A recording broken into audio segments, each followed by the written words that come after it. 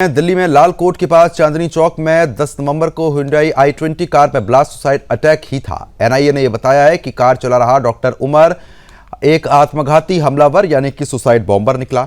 यह पहली बार है जब किसी सुरक्षा एजेंसीज ने ऑफिशियल तौर पर इसकी पुष्टि की है। सूत्रों के मुताबिक अब सुरक्षा एजेंसीज उमर के पूरे मूवमेंट को रिक्रिएट करने की तैयारी में है। इसके लिए ब्लास्ट से पहले आतंकी का पूरा रूट मैप भी तैयार होगा। इसमें वह ब्लास्ट से पहले कब और कहां गया था इसको भी शामिल किया जाएगा। रूट मैप को 50 से ज्यादा सीसीटीवी कैमरों में कैद हुई i20 कार के फुटेज के आधार पर क्रिएट किया जाएगा।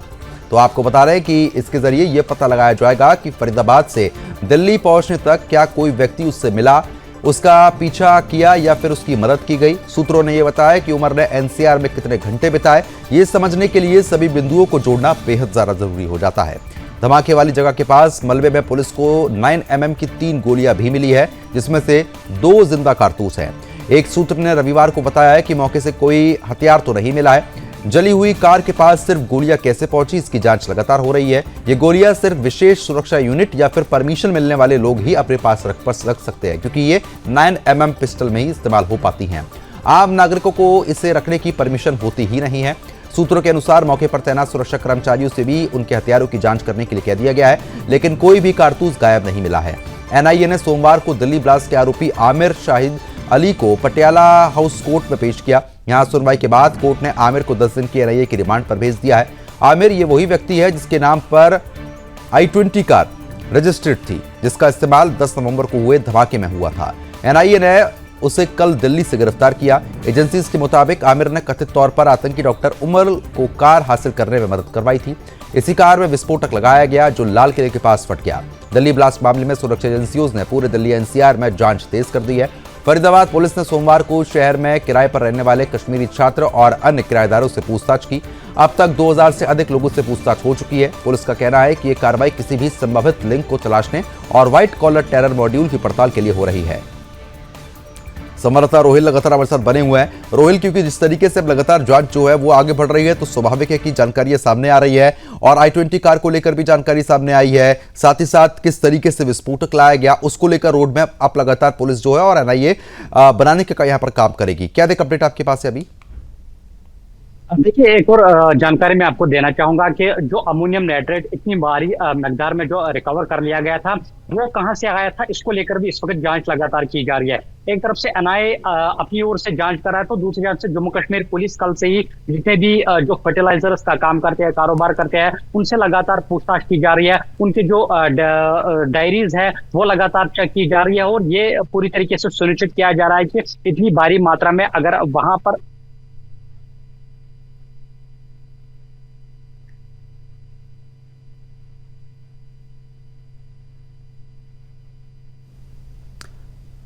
बिल्कुल, क्योंकि देखिए रोहिल, जिस तरीके से कहीं ना कहीं जानकारी तो ये भी सामने है कि अब कई लोगों से पूछताछ यहाँ पर चल रही है, चाहे वो जम्मू कश्मीर के हो या फिर दिल्ली के हो। अगर हम जम्मू कश्मीर के उपलक्ष्य में बात करना चाहें तो किस तरीके से सिक्योरिटी वहां पर बढ़ाई गई है, खासतौर पर ऐसे इलाकों पर कैसे नजर रखी जा रही है जहां पर इस तरीके की गतिविधियां ज्यादा है? जैसा कि मैं पहले ही कह रहा था कि सिक्योरिटी एजेंसी जो है पूरी तरीके से इस वक्त अलर्ट मोड पे नजर आ रहे हैं। जहां पर इस तरीके की आशंका है कि कोई आतंकी घटना जो है अंजाम आतंकी दे सकते हैं, वहां पर सिक्योरिटी की नफरी को बढ़ा दिया गया है, बैरिकेडिंग लगा दी गई है। तो मैं कह रहा था कि एक तरफ से एनआईए अपनी ओर से जांच कर रहा है, तो दूसरी तरफ से जम्मू कश्मीर पुलिस कल से जो है जितने भी फर्टिलाइजर्स का काम करते हैं, जितने भी जो केमिकल्स का काम करते हैं, कारोबार करते हैं, उनसे लगातार कल से ही पूछताछ की जा रही है। और ये पूरी तरीके से सुनिश्चित किया जा रहा है कि अगर इस तरीके के भारी मकदार में जो अमोनियम नाइट्रेट बरामद कर लिया गया था वो कहां से आया था, कहां से वो फरीदाबाद पहुंचा, हरियाणा के फरीदाबाद में पहुंचा, ये लगातार इस वक्त जम्मू कश्मीर पुलिस जो है एक तरफ से जांच कर रही है। दूसरी जानब से सबसे महत्वपूर्ण चीज ये मैं आपको बताना चाहूंगा कि जम्मू कश्मीर की बात करें, खासतौर पर कश्मीर घाटी की बात करें, जब से दिल्ली ब्लास्टर्स पेश आया है तब से अभी तक 3000 से ज्यादा जो ऐसे लोग हैं उनको गिरफ्तार कर लिया गया, जिनके तार या तो आतंकी संगठन से जुड़े हुए, जो OGW आतंकी सहयोगी है,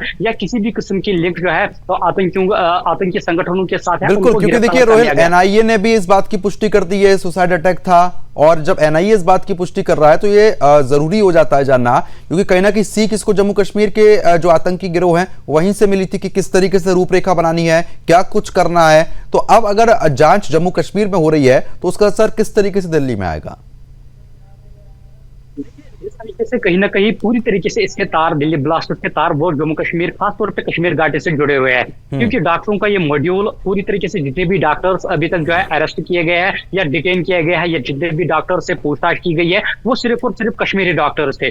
खास तौर पे दक्षिण कश्मीर के इलाकों के रहने वाले थे, क्योंकि लगातार डॉक्टरों के ऊपर कार्रवाइयां जो है वो की जा रही है और आने वाले समय में भी डॉक्टर जितने भी डॉक्टर जो है ये कोशिशें की जा रही है सुरक्षा एजेंसी की तरफ से, उनको किसी की भी किस्म की लिंक मिलती है कोई तो तुरंत ही वो जो है एक्शन में आते हैं, तुरंत ही लगातार जो है उनके साथ पूछताछ लगातार की जा रही है। लेकिन सबसे महत्वपूर्ण चीज ये सामने निकल कर आ रही है कि जो तारिक है दक्षिण कश्मीर के पांपोर के संबोरा इलाके का रहने वाला है, जो डॉक्टर उमर जिसने ये हमला अंजाम दिया है उसका क्लोज साथी है। ये कहा जा रहा है कि एक और गाड़ी जो है उनकी फिलहाल सुरक्षा एजेंसी ने रिकवर कर ली है और उसमें भी लगातार सर्चिंग जो है वो की जा रही है। ये ताजा जानकारी मिल रही है। लेकिन खास तौर पे जितना बड़ा ये मॉड्यूल था उसके साथ जितने भी लोग इस वक्त नजर आ रहे हैं वो तो जम्मू कश्मीर के निवासी ही इस वक्त नजर आ रहे हैं। जान चल रही है। ठीक है रोहिल, बहुत बहुत शुक्रिया तमाम जानकारी हमारे साथ साझा करने के लिए। और पूर्व एसीपी वेदभूषण जी भी हमारे साथ फोन लाइन पर लगातार बने हुए हैं।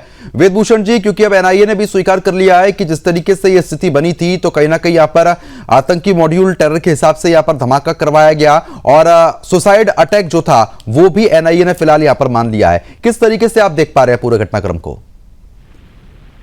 देखिए, जिस तरह से अल फलाह यूनिवर्सिटी का रोल निकल कर आ रहा है वो कहीं ना कहीं बहुत बड़ा इंडिकेशन देता है कि इसके तार बहुत दूर तक जुड़े हुए थे, टर्की से जुड़े हुए थे, मिडिल ईस्ट से जुड़े हुए थे, पाकिस्तान से जुड़े हुए थे।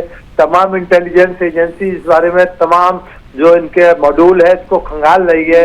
आईएसआई से रिलेशन और तो तमाम जो इस तरह की एजेंसीज हैं उसके किस तरह से इनके रिलेशन थे, ये एक बहुत बड़ा एक नेटवर्क निकल कर आ रहा है जिनका जो उद्देश्य था केवल ये था कि किस तरह से हिंदुस्तान को डिस्टेबलाइज करा जाए, किस तरह से हिंदुस्तान को उनकी नजरें गिराई जाए पूरी दुनिया के अंदर और एक बर्बादी की तरफ हिंदुस्तान को लेके जाए। हालांकि वो कामयाब नहीं हुए, परंतु जिस तरह से अल फलाह यूनिवर्सिटी है जिस तरह से लैंड दी गई, तमाम उस पर 2 FIR दिल्ली पुलिस दर्ज कर चुकी है।